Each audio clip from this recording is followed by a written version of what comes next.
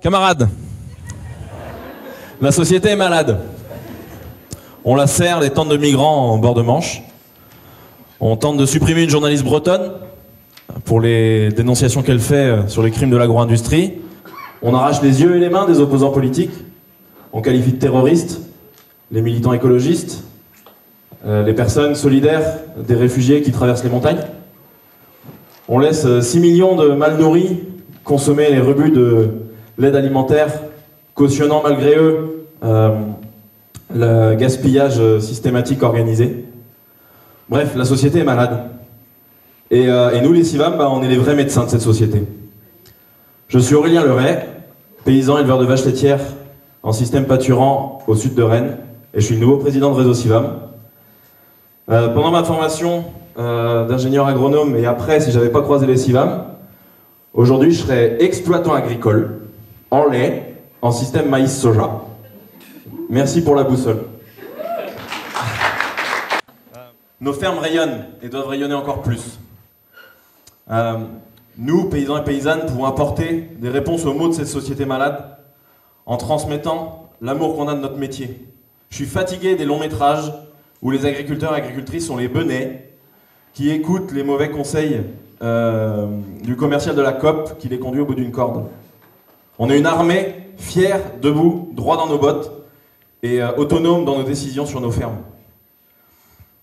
Je suis super content cette année qu'on ait un atelier sur la non-mixité. Parce que, comment dire, beaucoup de groupes se sont déjà emparés de la non-mixité, enfin de la place des femmes en milieu rural. Et je trouve que c'est un message assez fort politiquement de s'en emparer au niveau national. Et si on met des lunettes féministes pour regarder la campagne, on se rend compte qu'on s'attelle à déconstruire un rapport de domination vieux de plusieurs millénaires finalement. Et pas que en fait. Parce qu'en œuvrant pour déconstruire le patriarcat et le machisme, on déconstruit tous les modèles de domination de l'être humain par l'être humain. Le racisme, l'homophobie, les classes sociales. Et comme ça, on donne à le volet social de la durabilité une sacrément fière allure, quoi. Avoir le nombre croissant de groupes non mixtes, je me dis que c'est un outil qui est hyper important et fondamental de démocratiser et de dédramatiser.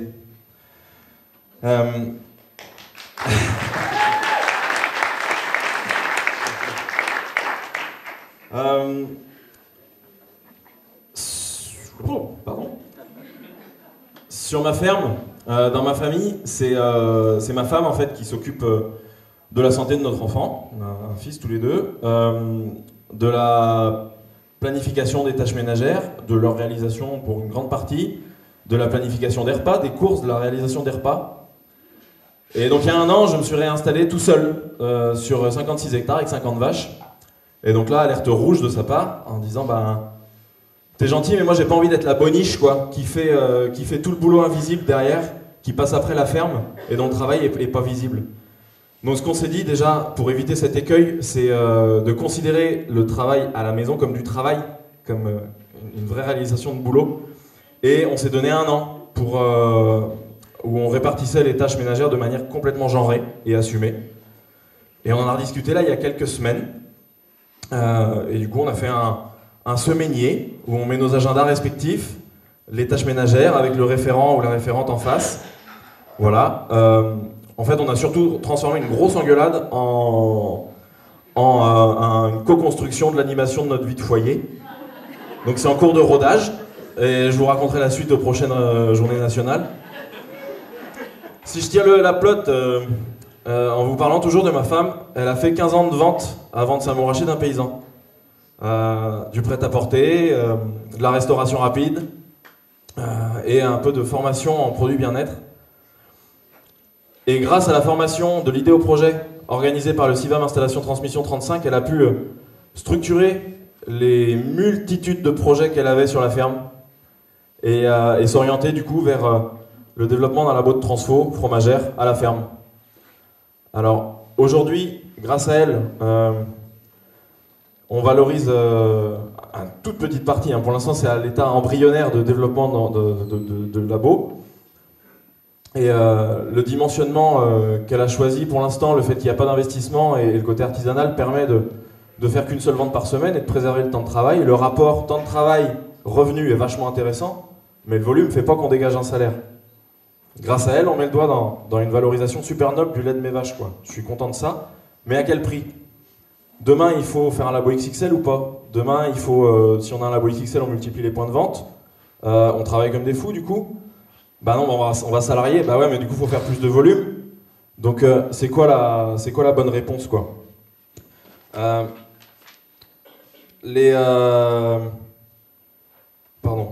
Ouais, voilà.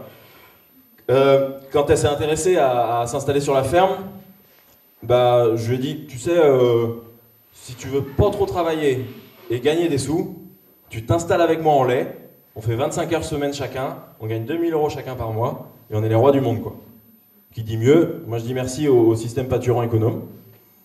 Bon, ça c'était avant. La filière laitière biologique se casse la gueule complètement. C'est un peu la misère. C'est une filière qui est encore plus libérale que le lait conventionnel. Il n'y a aucune aide, aucun accompagnement de l'État ni de l'Europe sur la gestion des volumes. Aucune garantie pour le consommateur, à part qu'il n'y a pas de pesticides ni d'engrais. Super. Rien sur le revenu, rien sur l'autonomie, rien sur le pâturage. Donc la bio va pas assez loin. C'est un outil de développement qui est hyper intéressant, mais c'est pas une fin. Et du coup, moi, la fin, là, je la vois sur ces filières territoriales là, dont on va parler cet après-midi. C'est un super outil qui va nous permettre de construire ensemble une politique cohérente sur le territoire d'un point de vue écologique, social et économique pour aller de la fourche à la fourchette, quoi. Ce serait vraiment top.